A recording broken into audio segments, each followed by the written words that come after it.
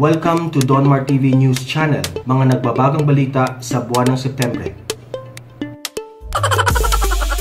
Sumakit ang ano ko din dito kay Makatay Black, Congressman Zarate.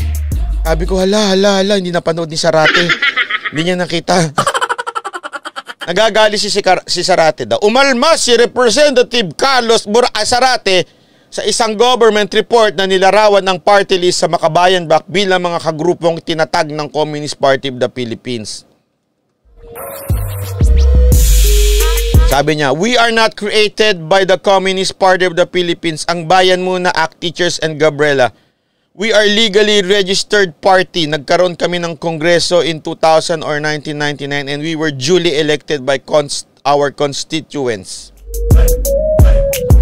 Parang awa nyo na sa 2022, tanggalin naman natin sa party list ito mga to. Iyan ang focus ko sa 2022. Aside siyempre sa pagkakampanya ng presidente, si Mayor Sara Duterte o si Senator Bongo. Isang focus ko ay itong itong Makatay Black nito mawala na talaga sa Kongreso. Ni isang beses di sila nag-report ng tama kung saan napunta yung pera nila, yung proyekto nila. Saan napunta yun? Wala ni isa sa kanilang nagre-report kung saan. Ito ang sabi ni, wala daw silang kinaugnayan sa Communist Party of the Philippines. Hindi daw sila created. Sabi ko, hala si kuya. Ito na lang, panoorin nyo na lang ito. Malinaw na malinaw. Zarate, manood ka. Hoy, Zarate! Manood ka. Ay, wait. Andali Andali lang. There are three processes by which hindi ko naririnig. The Philippine Revolution. Ulitin natin yan. Huwag kayong mag-alala. Si Joma, si Communist Party of the Philippines. Ulitin natin. Ulitin natin. Sorry. My mistake. Pardon me. Okay, ito. Panoorin natin. Antay natin. Ang bagal load. Parang mga dilawan. Celeron lang. There are three processes by which the Philippine Revolution is to be advanced. These include the building of the Communist Party of the Philippines, the building of the new People's Army, and the building of the National Democratic Front. Diba? Sama-sabay silang binibuild. The Communist Party of the Philippines was established on December 26, 1968 as the Marxist-Leninist Vanguard Party of si the Lenin, working class. Agad. This party is supposed to be the standard bearer of the working class, which is that class that is the most progressive, productive, and political force in the Philippines. It is true that a minority class, especially only the party which represents it, cannot win the Philippine Revolution all by itself. At any rate, even while there are the forces of armed revolution, there are the legal democratic forces in the Philippines. The biggest of these is Bagong Alyansang Makabayan, or Bayan in short. It has a membership of more than 2 million members in more than 1,000 member organizations. Its biggest component organizations are Kilusang Mayo Uno, which is the labor center, the Pambansang Kilusang Magbubukid, which is the Kilusang Magbubukid ng Pilipinas, or KMP, Gabriela, the Women's Alliance, League of Filipino Students, Alliance of Concerned Teachers, Cadena, and so on. As I have earlier pointed out, Partido ng Bayan, founded last August 30 and 31, was an outgrowth of Bayan, the big coalition. O yan na. Ay, ang linaw. So binuo sila sabay-sabay. Magkakasama daw sila. Binanggit nga yung bayan o bayan muna ngayon. So nandyan no, sabay-sabay ho sila magkakasama. Tapos sasabihin ni ano to, hindi napanood. Tatanga-tanga lang to si Borate. Hay nako. Gusto ko muna magpasalamat kay J Fitness and Lifestyle for joining ang ating kulto. Salamat po. Joke lang. For joining sa membership ng ating Samahang Baneteros.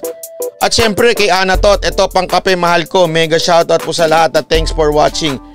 Ang heart mo, mahal. Magkita pa tayo para kumain ng kanton. Sorry. Love you po. Pasensya na. Anatot, salamat po Pag nagkita tayo, magpakanton ka ha. Gusto ko yung vegan ha. Yung papakanton mo sa akin, vegan. May ligo ako sa fresh na mga vegetable. Alam mo yung, anong ba ito? Yung lettuce, kaya kong kumain ho niya ng ganyan. Isang buo, yung binibili. Naku! Basta fresh. Ha? Kaya pag nagpakanton ka, kailangan fresh ho yung ingredients dyan. Ha? Salamat, Madam Anatot. Ha? Okay. Ayun na nga. Tingnan mo ha, ito. Simula pa lang Sige, ulitin ko lang ha. Sa simula pa lang. Tingnan nyo ha, sasabihin ni Joma. Wait lang ha. Pakinggi. Tingnan mo, pakinggan nyo. Ito. There are three processes by which the Philippine Revolution is to be advanced. Ano daw yun? Merong 3 proseso para ang revolusyon ay pag-advance. Ano daw? Ulitin natin. Si Borate di maintindihan May 3 proseso para ang revolusyon ay mag-advance. Ano ba itong revolusyon? Itong revolusyon na ito, kung ngayong babasahin sa kanilang libro, ay para mapabagsak ang presidente at mapalitan ng komunista ang bansa. May 3 revolusyon daw. May 3 revolusyon. May 3 proseso. Ano? Communist Party of the Philippines, NPA, NDF. Ano yun? Itong komunistang party ng Pilipinas. Yung mga armed at saka yung National Democratic Front, nakasama lahat ng mga party list na binanggit. Tapos sasabihin nito ni Zarate, abay wala kaming kinalaman dyan. Hindi namin alam yan. Iwalay mo kami dyan. Ay, tanga. Robert Cortez, salamat po Sir Banabay Kape. Birthday ko sa 9/22. Pag-greet naman, happy birthday Robert Cortez. Pero ulitin mo na lang sa 22 para makantahan kita. Hindi ba ulitin natin ha? Tingnan mo ha. Ulitin ko para pumasok sa kokote mo. Ayan Borate ha, para pumasok sa kokote mo. Ulitin natin. Ha? Hindi makasaksak sa kokote mo There are 3 processes by which the Philippine Revolution is to be advanced. Ang bakal kasi magsalita. May 3 proseso daw. CPP, NPA, NDF. Magkakasama o hindi? Anak ng weting Doon pa lang magkakasama na kayo Tapos sasabihin mo, ano sasabihin ni Zarate? We're not created by the Communist Party of the Philippines. Hindi kami na-create niyan. Hindi kami magkakasama. Ha? Kaya siya wala daw kaming kinaugnayan sa isa't isa. Ano ito? Tanga lang? Bihira, Tapos yung mga membro ng NPA, saan galing? Sa LFS. Ako ba nagsabi? May mga napatay, mga LFS, di ba? Ano pa? Yung iba, Gabriela. Yung iba, galing sa kabataan. Tapos sasabihin mo, red tag. Ay, tanga. Sus. Pis. Galit daw ako. Hindi naman ako galit. Kasi ginagawa tayong tanga nitong booking na kasi sila, booking na sila tapos napasa yung anti-terrorist bill. Kaya sana nananawagan ako sa mga abogado, mga politiko. Ako kasi wala akong kakayanan eh. Isang musmus na banatero lang ako eh. Nananawagan tayo na ipa-disqualify nyo na kasi ayaw nyo sa anti-terrorism bill support. Kaya sila gayon bigla. Pansinin nyo ha. Nung una, proud yung mga yan. Di ba? May mga sumisigaw pa sila. Proud kami! Ano sabi? Proud kami! Ng mga alumni namin! Alumnus namin ay NPA! Sigaw sila ng sigaw. Proud daw sila. Di ba? May ganun-ganun sila. Biglang pinasa yung anti-terrorism bill. Nandun, mga supporter, mga ganito. Kasama na sila sa mga terorista. So ano natawag sa kanila ngayon? Sige nga.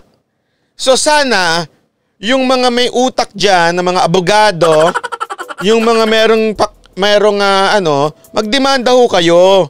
Dali nyo sa Supreme Court, sabihin niyo dapat na silang indisqualify. Sana gumawa ng hakbang ganyan ng military o sino man. Gawa na kayo ng hakbang mga abogado na ipa-disqualify nyo. Tapos patunayan ninyo na meron talaga silang kinaugnayan. Para pag may kinaugnayan sila doon sa NPA, una, kasuhan na sila. Pangalawa, disqualified sila tumakbo. Nasa anti-terrorism bill yan. Bill. Law, anti-terrorism law. So parang awan nyo na, please lang ha. Share tayo para umabot sa 4,000 bago natin pag-usapan ng mga bakla ha. Pag-uusapan na natin ng mga bakla. Gusto ko umabot muna tayo ng 4,000. Hindi, alam mo, sa totoo lang ako meron ako mga kilalang mga... Nancy Bicolana. Ito ang Bicolanang maganda. Madam Nancy, may tanong ako sa inyo. Di ba mga taga Bicol masarap magluto?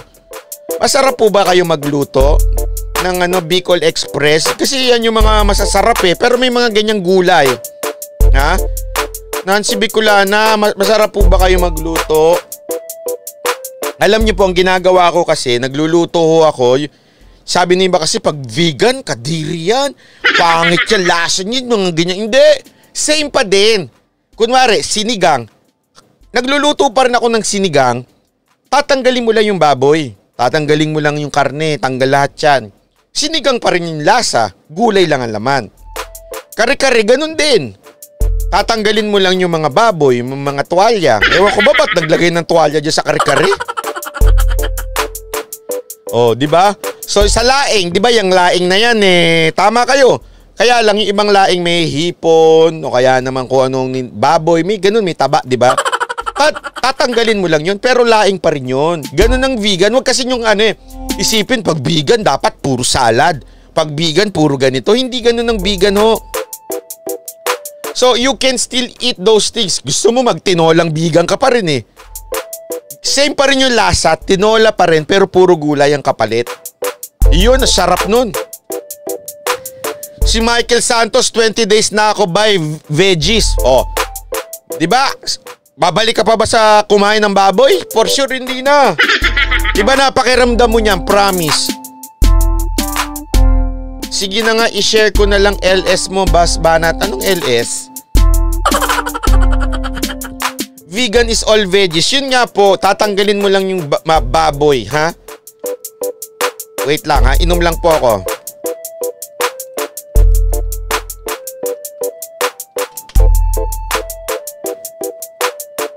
Alam nyo, may mga kakilala po akong mga militar, sundalo. Isasuggest ko nga, iti-text ko nga sila. Text ko nga. General, pwede ho bang baka naman pwedeng isampa nyo na ng kaso ito na ma-disqualify na sa COMELEC? Alam mo, gusto kong gusto kong kausapin ko. Dali.